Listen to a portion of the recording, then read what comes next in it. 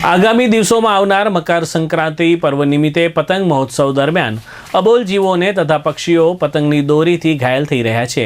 ત્યારે આવા ઘાયલ થઈ રહેલા પક્ષીઓ માટે રાપર ભચાઉ વન વિભાગ અને વેટરનરી હોસ્પિટલ દ્વારા કરુણા અભિયાન અંતર્ગત સેવા કેમ્પનું આયોજન કરવામાં આવ્યું છે। રાપર ખાતે રાપર વન વિભાગના વિસ્તરણ રેન્જના આરએફઓ મહિપતસિંહ ચાવડા અને ભચાઉ ખાતે રાપર દક્ષિણ રેન્જના આરએફઓ સતીશભાઈ જેઠા ઇન્ચાર્જ તરીકે કામગીરી સંભાળશે।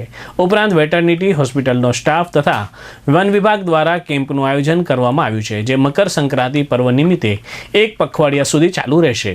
આમ ઘાયલ પક્ષીઓની સારવાર માટે વેટરનરી સ્ટાફ તથા વન વિભાગ દ્વારા કામગીરી કરવામાં આવશે। આજે ભચાઉ ખાતે ધારાસભ્ય વિરેન્દ્રસિંહ જાડેજા અને જિલ્લા પંચાયતના પ્રમુખ જનકસિંહ જાડેજા, અરજણભાઈ રબારીની ઉપસ્થિતિમાં કરુણા અભિયાનની શરૂઆત કરવામાં આવી હતી।